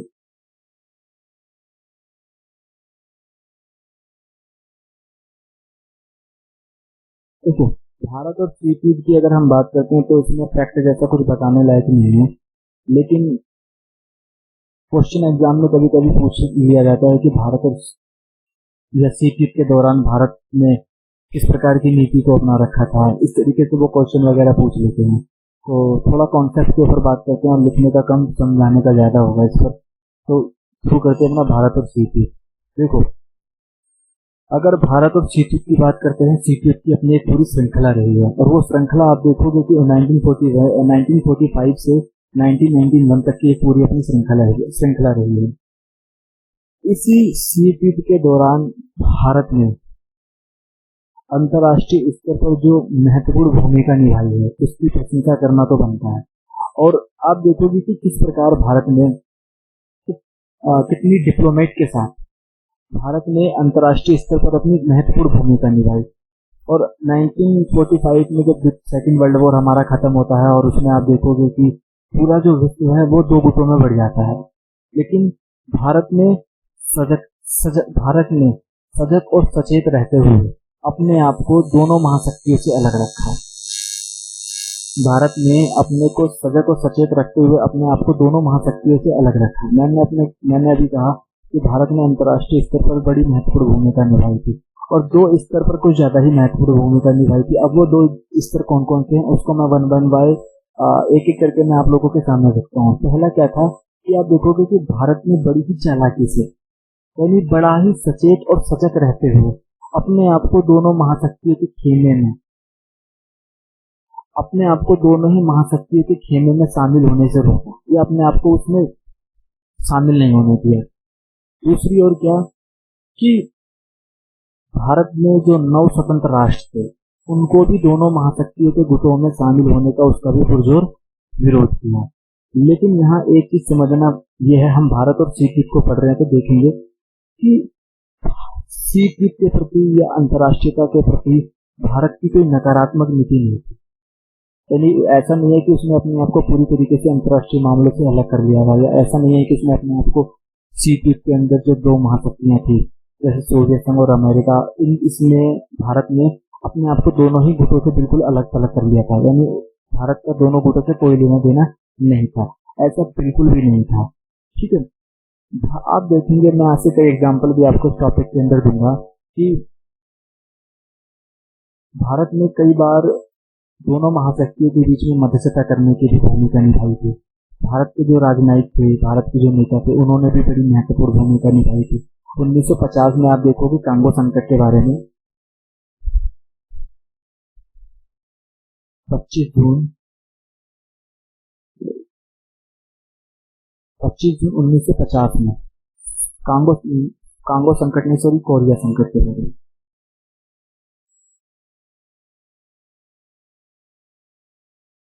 कोरिया संकट के बारे में, इस संकट में आप देखोगे कि भारत ने कई महत्वपूर्ण भूमिका निभाई थी। ठीक है, और आप देखोगे कि जो कोरिया संकट था, उत्तर कोरिया और दक्षिण कोरिया के बीच में जो युद्ध चल रहा था, उत्तर कोरिया की ओर से आप देखोगे सोवियत संघ था और दक्षिण कोरिया की अच्छा अमेरिका कर रहा था। तो इन दोनों की मध्यस्थता करने में भारत के जो नेता थे पंडित जवाहरलाल नेहरू, उन्होंने बड़ी महत्वपूर्ण भूमिका निभाई थी। उन्होंने बड़ी महत्वपूर्ण भूमिका निभाई तो आप देखोगे कि किस प्रकार से मतलब भारत ने अपने आप को अंतर्राष्ट्रीय मामले से अलग नहीं रखा हुआ था। इसके अलावा आप देखोगे कि भारत ने दोनों महाशक्तियों के बीच में कई बार मध्यस्थता की भी भूमिका निभाई और दोनों महाशक्तियों के बीच हो रहे संघर्ष को शांति का रूप भी दिया। हालांकि भारत शीत युद्ध का अंत करने में सफल नहीं हुआ, लेकिन शीत युद्ध के दौरान कई बार ऐसी स्थितियां आई, कई बार ऐसी परिस्थितियां आई या कई बार ऐसा समय आया कि वो समय थर्ड वर्ल्ड वॉर का रूप ले सकता था। उस थर्ड वर्ल्ड वॉर का रूप या उस संघर्ष को या उस तनाव को थर्ड वर्ल्ड वॉर का रूप ना लेने में या ना ग्रहण करने में भारत ने काफी महत्वपूर्ण भूमिका निभाई थी। तो इसके अलावा भारत ने उन देशों के साथ भी मिलकर के काफी दोनों महाशक्तियों के बीच में सलाह मशवरा या मध्यस्थता करने की भी भूमिका निभाई जो गुटनिरपेक्ष आंदोलन के सदस्य भी थे, क्योंकि भारत अकेले इस काम को नहीं कर सकता था। तो उसके जो सदस्य देश थे वो उन देशों के साथ मिलकर के दोनों महाशक्तियों के बीच में मध्यस्थता की भूमिका करता था। तो ये था। दूसरी चीज क्या कि भारत और शीत युद्ध की अगर हम बात करते हैं तो भारत और शीत युद्ध में आप देखोगे कि जब भारत और शीत युद्ध में आप देखोगे कि भारत ने किस प्रकार से बड़ी ही डिप्लोमेट के साथ यानी खुलकर वो किसी भी महाशक्ति का विरोध नहीं करता था, खुलकर वो किसी भी महाशक्ति का विरोध नहीं करता था, या हम कहें कि वो खुल करके भी कभी अमेरिका का विरोध नहीं करता था और ना ही खुल करके सोवियत संघ का विरोध करता था। इसके लिए भारत की कई बार आलोचना भी, देखो भारत और शीत युद्ध के लेकर के कई बार आलोचना भी की गई है। अब वो भारत की जो आलोचना की गई है वो किन किन चीजों को लेकर के की गई है वो मैं आप लोगों को बताऊंगा। जैसे कि आप देखोगे कि भारत जो है वो अंतर्राष्ट्रीय स्तर पर भारत जो है अंतर्राष्ट्रीय स्तर पर फैसले ले सका। और इसके अलावा आप देखोगे कि दूसरी चीज क्या कि दूसरा पॉजिटिव पॉइंट ये है कि अगर भारत को ये लगता था कि कोई एक महाशक्ति या भारत को अगर ये लगे कि सोवियत संघ भारत के विरोध में आ रहा है तो वो अमेरिका के नजदीक चला जाता था। अगर भारत को ये लगता है कि अमेरिका भारत के विरोध में आ रहा है तो वो सोवियत संघ के नजदीक चला जाता था। तो इस तरीके से भारत ने अपने संबंध बना रखे थे, ठीक है। तो वो खुलकर किसी भी महाशक्ति का विरोध नहीं करता था कि वो अपने आप को पूरी तरीके से एकदम अलग भी रखे और पूरी तरीके से वो मतलब एकदम जो संबंध होता है वो अपने तोड़ दे। तो इस तरीके की कोई भी नीति भारत ने नहीं अपना रखी थी। इसके अलावा आप देखोगे कि इसका विरोध भी किया जाने लगा। कि विरोध में क्या किया जाने लगा कि भारत की जो शीत युद्ध, देखो भारत देखो फिर हम इस पर गुटनिरपेक्षता पर आते हैं। शीत युद्ध के अंदर ही गुटनिरपेक्षता की स्थापना की गई। गुटनिरपेक्षता में भारत ने क्या कहा था कि हम 9 स्वतंत्र राष्ट्रों को इन महाशक्तियों के गुटों में शामिल होने से रोकेंगे। लेकिन भारत की कई बार आलोचना भी की गई थी इस बात को लेकर। अब वो आलोचना कब की गई? जब 1971 के अंदर जब भारत और बांग्लादेश का युद्ध हुआ था तो भारत ने सोवियत संघ के साथ मित्रता की संधि की थी। मित्रता की संधि पर हस्ताक्षर किया था और उस हस्ताक्षर के साथ जो भारत का एक संकल्प था, उस संकल्प को ध्यान में रखते हुए कई लोगों ने इसका विरोध किया, कई लोगों ने इसकी आलोचना की। भारत अन्य देशों को तो मना करता है कि वो सोवियत संघ या अमेरिका के गुटों में शामिल ना हो, लेकिन 1971 के अंदर किस प्रकार भारत ने सोवियत संघ के साथ मित्रता की संधि पर हस्ताक्षर किए। तो ये चीज था। दूसरी आलोचना क्या की गई कि आप देखोगे कि भारत जो है यानी अंतर्राष्ट्रीय स्तर पर कई महत्वपूर्ण पक्ष लेने से बचा है या कई महत्वपूर्ण निर्णय लेने से भारत बचता रहता है। और वो क्यों बचता है? केवल अपने राष्ट्रीय हितों को ध्यान में रखते हुए। कई आलोचक इस बात का तर्क रखकर भी भारत की इस नीति का विरोध करते हैं। तो ये थी भारत और शीत युद्ध के बारे में कि भारत ना तो अपने आप को पूरी तरीके से दोनों महाशक्तियों से अलग रखा था और ना ही वो किसी एक महाशक्ति के काफी नजदीक ही था। एक महाशक्ति उसके नजदीक आने, एक महाशक्ति अगर किसी भारत का विरोध करती थी तो वो दूसरे के नजदीक चला जाता था। इस प्रकार से उसने अपने रिश्ते बना रखे थे। लेकिन वो पूरी तरीके से किसी भी चीज का विरोध नहीं करता था। और यही चीजें उसने अपने जो गुटनमित्र आंदोलन के सदस्य देश थे उनके ऊपर भी वो इन्हीं चीज का लागू करवाने की कोशिश करता था। तो ये था भारत और शीत युद्ध के बारे में।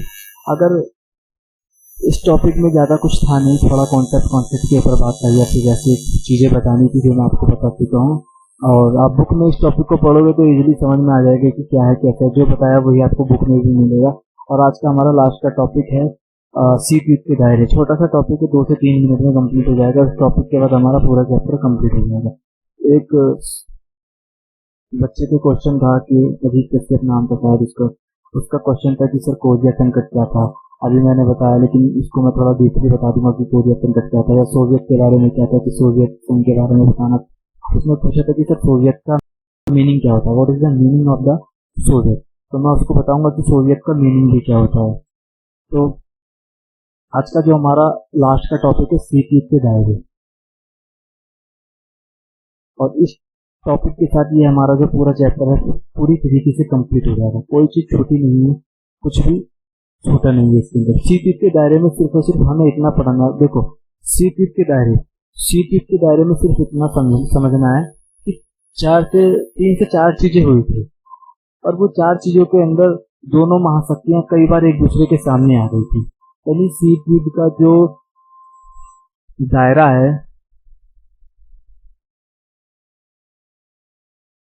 शीत युद्ध के दायरे में सिर्फ हमें इतना समझना है कि कई बार ऐसी स्थितियां आ गई थी कि दोनों महाशक्तियां एक दूसरे के सामने आ गई थी, लेकिन युद्ध नहीं हो रहा था उनके बीच में।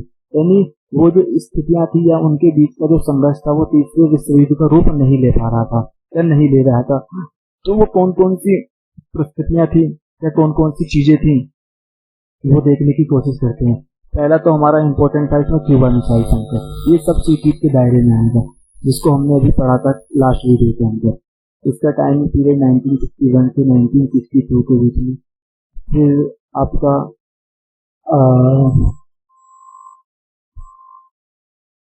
अमेरिका का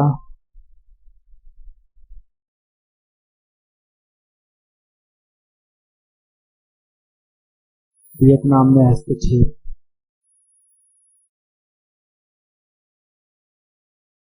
या फिर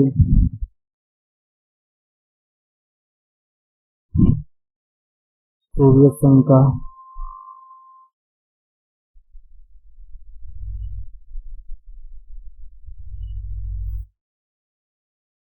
हस्तक्षेप 1950 में बर्लिन की नाकेबंदी। तो ये चीजें थी। तो आप देखोगे कि इसमें टाइमिंग पीरियड में बता देता हूँ।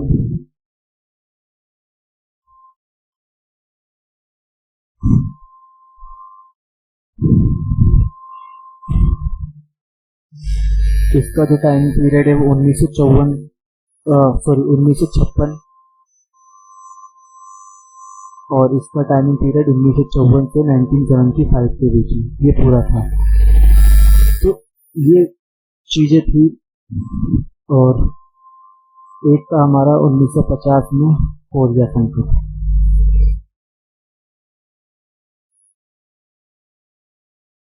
ठीक है, ये चीजें थी, ये ऐसी स्थितियां थी। देखो क्यूबा मिसाइल संकट में आप देखोगे कि अमेरिका और सोवियत संघ एक दूसरे के सामने आ गए थे। बिल्कुल ही अमेरिका ने अपनी मिसाइल और अपने जंगी बेड़े छोड़ना शुरू किया, और सोवियत संघ ने भी अपनी मिसाइल तैनात कर रखी थी क्यूबा के अंदर। तो युद्ध जैसी स्थिति हो गई थी, लेकिन युद्ध हुआ नहीं था। पहला शीत युद्ध के दायरे में अमेरिका द्वारा वियतनाम में हस्तक्षेप किया गया 1954-1975 का ये समय था। यहाँ भी स्थिति ऐसी हुई कि युद्ध हो जाएगा, लेकिन युद्ध नहीं हुआ।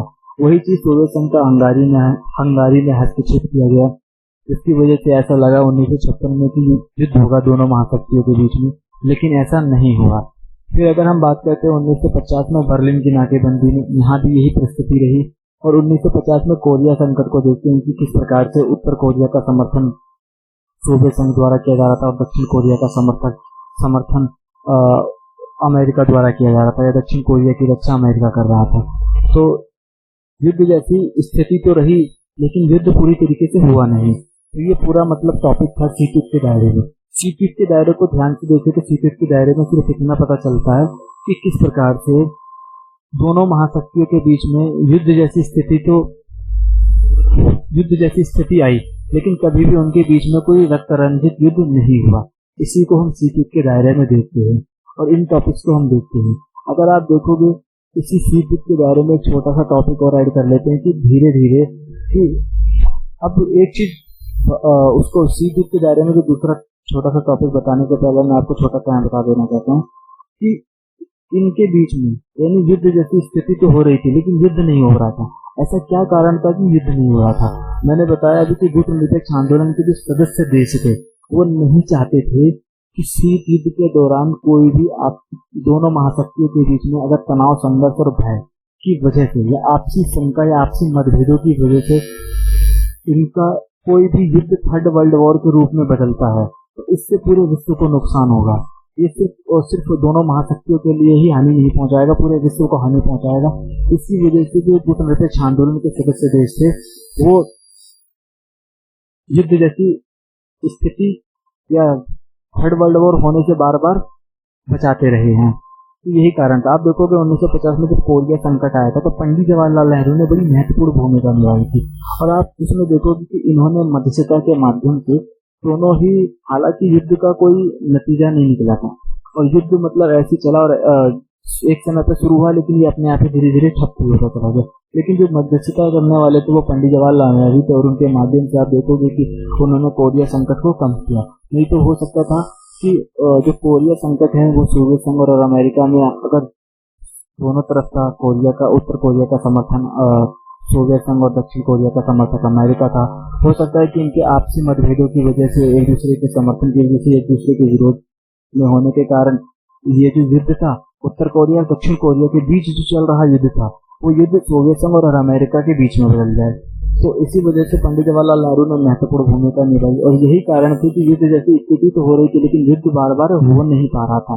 तो इनके जो युद्ध थमा था या जो चल रहा था वो कभी भी थर्ड वर्ल्ड वॉर का रूप नहीं ले पा रहा था। वो यही कारण था कि जो गुटनिरपेक्ष आंदोलन के सदस्य देश थे वो बड़ी महत्वपूर्ण भूमिका निभा रहे थे मध्यस्थता करने में। तो ये पूरा सीपीट के दायरे में था। अब सीपीट के दायरे में जो छोटा सा टॉपिक मैं आपको बताना चाहता था वो सिर्फ और सिर्फ यही था कि इतनी सारी समस्या होने के बाद, इतनी सारी समस्याएं होने के बाद अमेरिका और सोवियत संघ को अब ये समझ में आ गया था कि इन दोनों देशों के बीच में जो हथियारों की होड़ लगी हुई है या हथियारों का जो निर्माण करने की जो होड़ लगी हुई है एक दूसरे की वजह से, इससे कुछ फायदा नहीं है, इससे कुछ एडवांटेज नहीं है, ये इससे हमारी इकोनॉमी में कोई सुधार नहीं होगा, इससे बल्कि भय का खतरा बना रहेगा।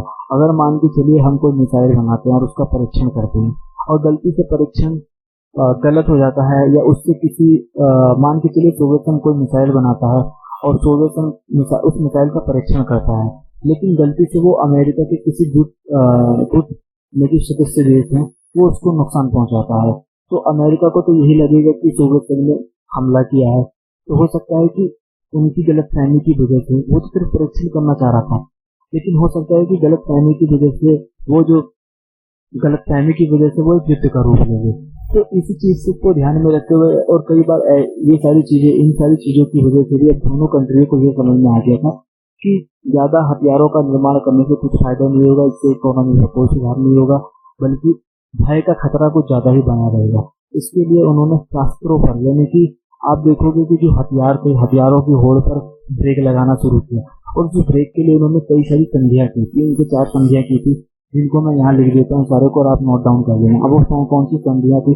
जैसे परमाणु अप्रसाद संधि थी, CTBT थी, LTBT थी, SALT थी, ये सारी संधियां थी जिनको मतलब अमेरिका और सोवियत संघ के बीच में हुआ था। और उन संधियों को लिखने के बाद ये हमारा टॉपिक जो है पूरी तरीके से कंप्लीट हुआ, ये चैप्टर पूरी तरीके से कंप्लीट हुआ। और चैनल को लाइक और सब्सक्राइब जरूर कर देना। और अगर जो भी आपकी समस्या होगी या जो भी आपका कंफ्यूजन होगा, जो भी क्वेरीज होगी वो आप पूछ सकते हैं इस वीडियो के कमेंट्स में नीचे डाल करके।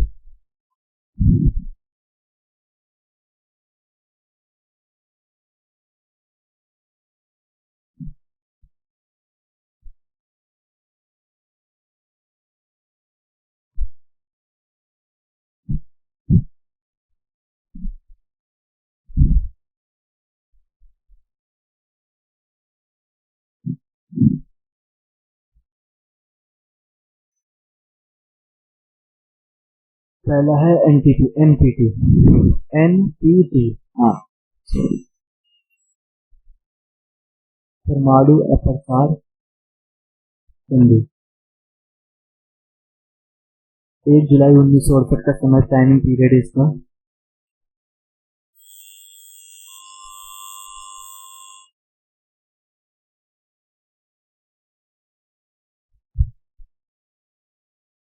ये तो इसका 1 जुलाई 1968 का इसका टाइमिंग पीरियड है। फिर इसके बाद है एलटीबीटी, एलटीबीटी सीमित परमाणु परीक्षण संधि।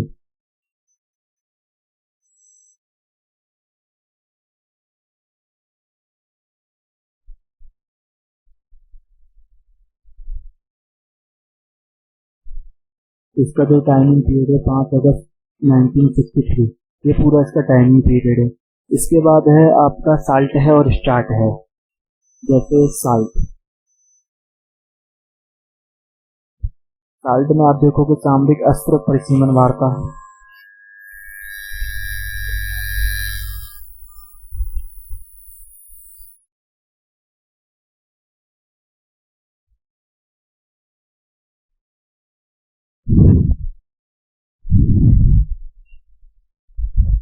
सामरिक अस्त्र परिसीमन वार्ता, ये 2 वार्ताएं हुई थी, एक 26 मई 1972 और एक 18 जून 1972।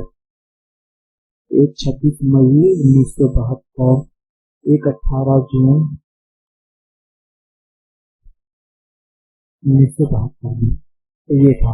और उसके बाद आता है एक स्टार्ट।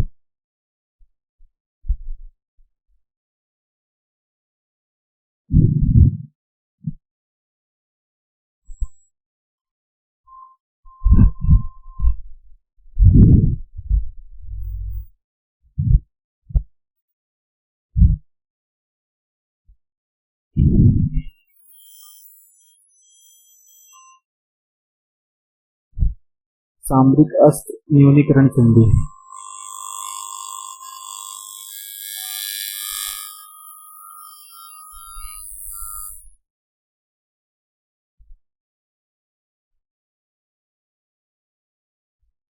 इसकी भी 2 बैठकें हुई थी। पहली बैठक 31 जुलाई 1991 और 3 जनवरी।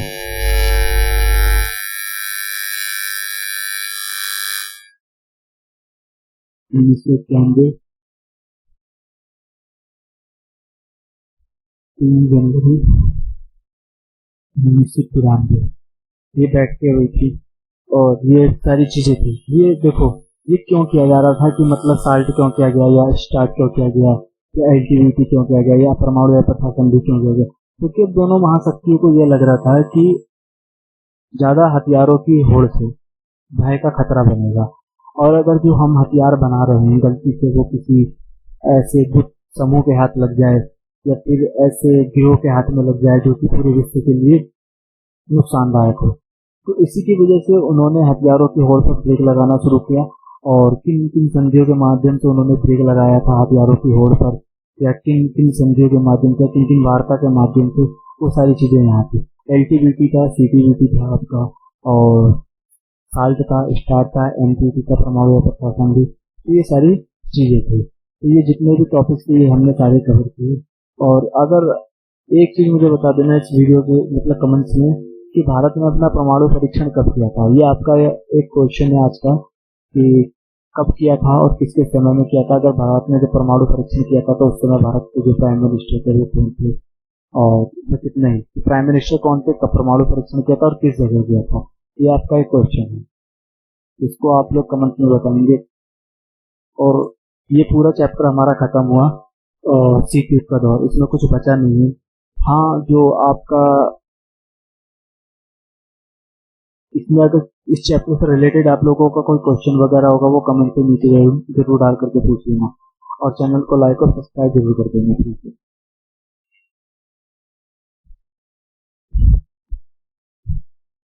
वो बच्चे के जो एक क्वेश्चन था कि सर सोवियत का मतलब क्या होता है, वो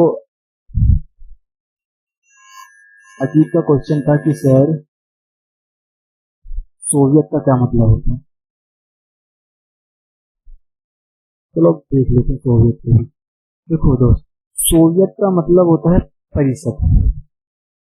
सोवियत का मतलब होता है परिषद, ध्यान से समझना भाई। सोवियत का मतलब होता है परिषद, और जब सोवियत का मतलब परिषद होता है तो परिषद का मतलब क्या होता है? परिषद का मतलब होता है प्रतिनिधियों की सभा।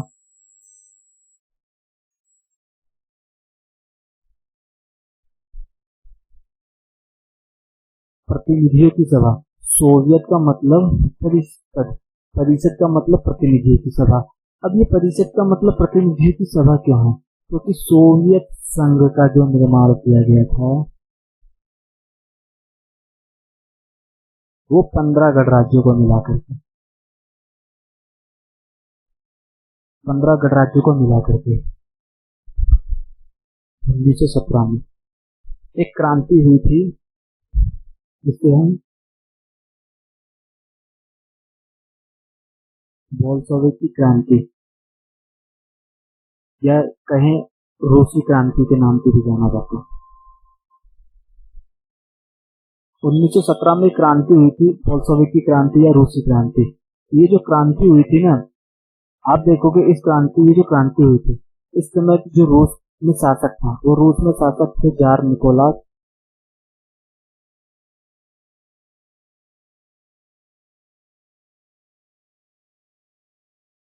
द्वितीय। 1917 में जब रूस की क्रांति होती है या बोल्शेविक की क्रांति होती है तो उसमें शासक कौन थे? जार निकोलास द्वितीय। जार निकोलास द्वितीय के शासन को पूरी तरीके से उखाड़ दिया जाता है और रूसी साम्राज्य का अंत कर दिया जाता है। जब रूसी साम्राज्य का अंत होता है तो वहां पर एक नेता थे व्लादिमीर लेनिन। वहां पर एक नेता थे व्लादिमीर लेनिन। व्लादिमीर लेनिन ने दूर दराज के गणराज्यों को मिला करके, दूर दराज से 15 गणराज्यों को मिला करके सोवियत संघ का निर्माण किया गया था। ठीक है, और कितने गणराज्य थे? 15 गणराज्य। क्रांति कब हुई? 1917 में। क्रांति के समय रूस का शासक कौन था? रूस का शासक था जार निकोलास द्वितीय। ठीक है, बोल्शेविक की क्रांति को रूसी क्रांति के नाम से भी जाना जाता है। सोवियत का मतलब क्या होता है? परिषद। परिषद का मतलब क्या होता है? प्रतिनिधियों की सभा।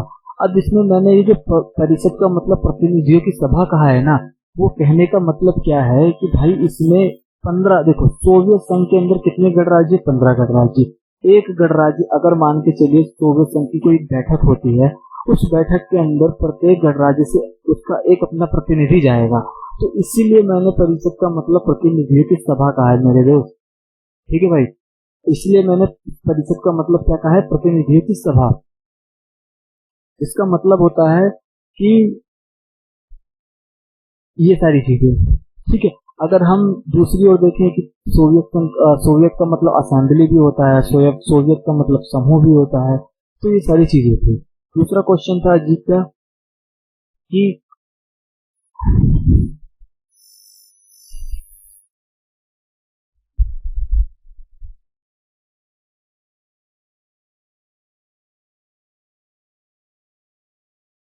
दूसरा क्वेश्चन था कि सर कोरिया संकट।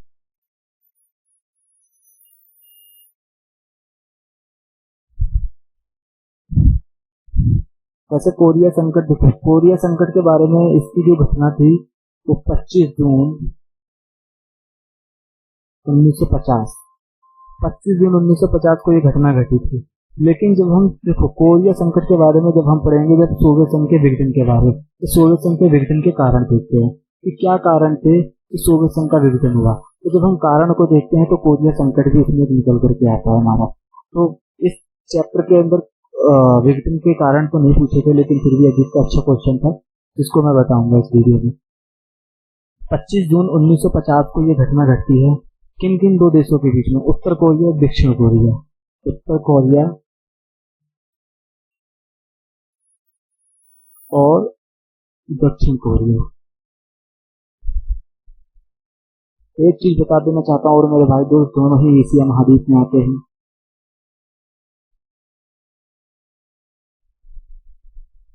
ठीक है, उत्तर कोरिया द्वारा आक्रमण किया गया था दक्षिण कोरिया पर। ठीक है, उत्तर कोरिया का समर्थन कौन कर रहा था? सोवियत संघ।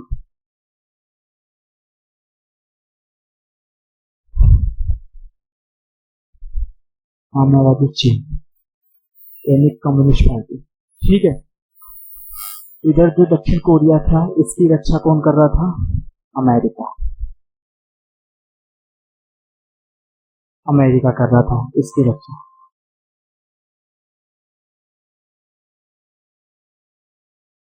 देखो, अब ये कोरिया संकट क्यों है, क्यों इम्पोर्टेंट माना जाता है? शीत युद्ध के समय में सबसे बड़ा संघर्ष और सबसे पहला संघर्ष था कोरिया संकट।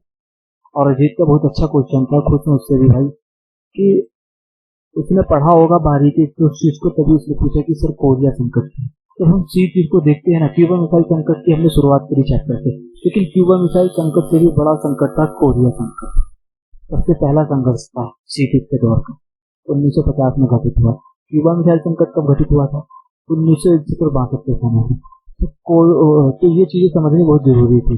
उत्तर कोरिया का समर्थन सोवियत संघ कर रहा था, जिससे दूसरी साम्यवादी चीन भी साथ था, और दक्षिण कोरिया का रक्षा अमेरिका कर रहा था। इन दोनों देशों के बीच में युद्ध चल रहा था, लेकिन समर्थन कौन कर रहे थे? ये दोनों कर रहे थे। लेकिन इस युद्ध का कोई परिणाम नहीं निकला था। पंडित जवाहरलाल नेहरू ने बड़ी महत्वपूर्ण भूमिका निभाई, या इसको शांत करने में बड़ी अच्छी मध्यस्थता की भूमिका निभाई थी, लेकिन इसका कोई परिणाम नहीं निकला और इसका कोई युद्ध का अंत भी नहीं निकला, और धीरे धीरे ये अपने आप ही समाप्त हो गया। तो ये था हमारा कोरिया संकट के बारे में जो कुछ चीजें थी। तो उम्मीद करता हूँ कि दोनों क्वेश्चन आप अजीत को समझ में आया होगा, जो अजीत ने पूछा, और भी स्टूडेंटों को काम आए होंगे क्वेश्चन कि सोवियत का मीनिंग क्या होता है। और इस तरीके से भाई हमारा आज का पहला चैप्टर जो समकालीन विश्व की राजनीति थी, वो पूरी तरीके से हमारा पहला चैप्टर कंप्लीट हुआ है। ये सारी चीजें थी।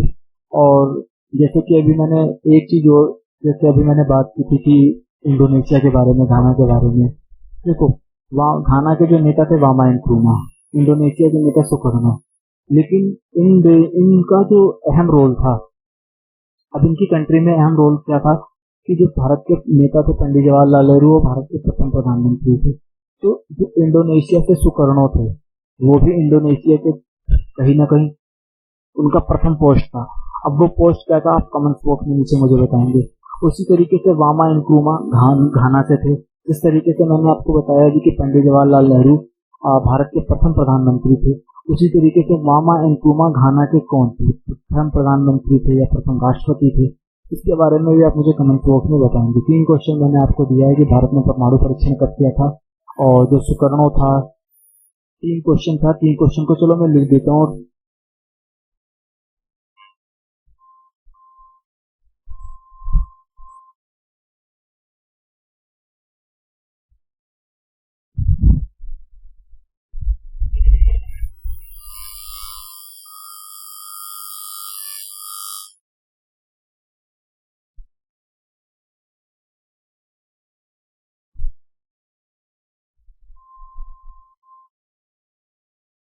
कौन थे? इसी तरीके से सुकर्णो,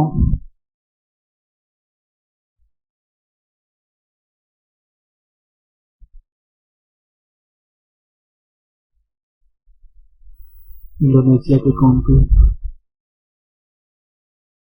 भारत में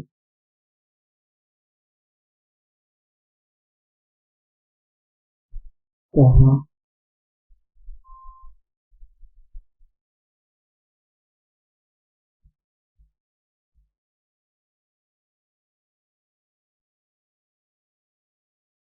परमाणु परीक्षण। पहला क्वेश्चन है भाई, दूसरा क्वेश्चन और तीसरा क्वेश्चन।